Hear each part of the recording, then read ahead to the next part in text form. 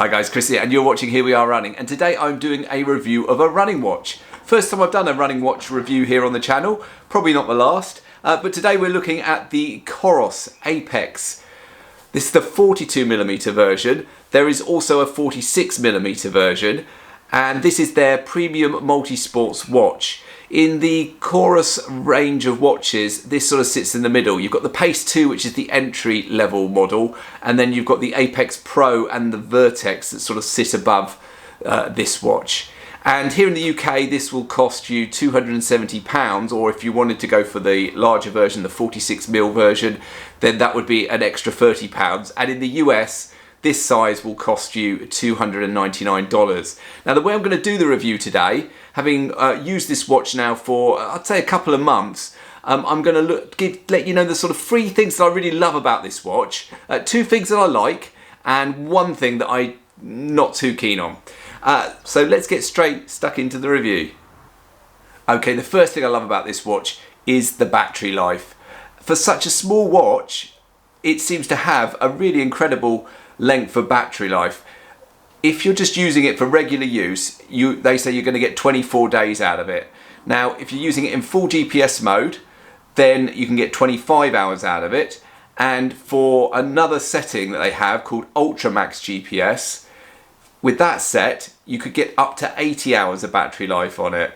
So this watch isn't just suitable for your normal sort of shorter based runs, your up to marathon distance, that type of distance. You could do ultra marathons with this quite easily with the length of battery that you're going to get out of it. And if you went with the 46mm version, it has even longer battery periods.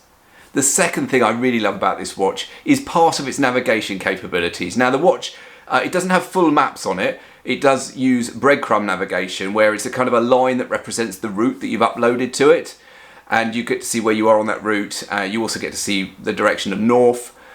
But the thing I love about the navigation capabilities of this watch is that you get alerted if you run off route. You get alerted from a message on screen as well as a beep of the watch, which I've seen on some other watches that are more expensive than this, that they don't have that alerting capability. So really love that feature of the navigation on the Coros Apex watch. And the third thing I love about it is the track mode. Now, you can choose to run using the watch, or you can choose to do a track run. And if you choose to do a track run when you're at the track, and you pick the lane that you're running in, then you can actually run and it will learn the track.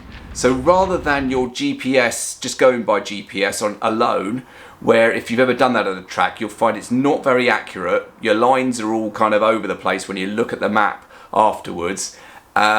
With this, using the track mode, I found it was really, really accurate. Now, what I had to do was I had to put it in track mode. I ran around the track 3 times. During that three laps that I did, it had then learnt this was a track that I was running on. Now, those first 3 laps weren't completely accurate. I think they were about 30 meters out, having done that in the first lane of the track. And then I ran another 3 laps after that, which was incredibly accurate. Now, the second time, I stopped the watch at that point, did another track run, and the second time I did it, it had learnt, or it had come up as saying it had learnt the track, or detected the track, after just 1 lap. Now, that first lap, it was spot on, 400 meters. I went on and ran another 2 laps, spot on 1,200 meters for the 3 laps run. So, really accurate. And on that second map that it drew for that second run, where it was accurate throughout, you can just see how accurate that looks on the map. So for anyone that uses the track to do their training and their workouts and stuff, I think that's a really good feature. You'll be getting your pace right from the watch. It's just so much better than using GPS alone, which is what, to be honest, I've been used to on my previous watches. So those were the features that I loved about the watch. 2 features that I quite liked about the watch as well. Firstly, just the simplicity of it all. It's got 2 buttons. The top button you can press in, but you can also use it as a dial to move and scroll through your menus on the watch. And it does also lock the watch by using the dial, or unlocking it, I should say, by using the dial. Now you can disable that, and I did disable it for kind of the workout mode, because I didn't really want to have to unlock the watch by turning the dial in the middle of a workout. But a useful feature to stop you accidentally pressing buttons in just the sort of regular everyday use mode of the watch. Secondly, it's the app on the phone that you use to kind of configure your workouts, configure your what you see on the watch. That was really useful as well, and also of course the app links up to the watch, brings back all your data so that you can see the data and the metrics from your run. All quite simple to use, combining the watch and the app. There is no sort of web interface on this. You do everything on the app, on the phone, and then you sync it with the watch. And the second thing I liked about the watch was how you do program the workouts. Again, it comes down to the simplicity. You program it all on the app, and you can easily create a workout involving the warm-up, the actual intervals or whatever it is that you're doing. You can choose how to pace yourself on that, whether it's time-based pacing, whether it's based on heart rate, whether it's the intensity, and you can pick the different distances, and then you can put in a cool down as well.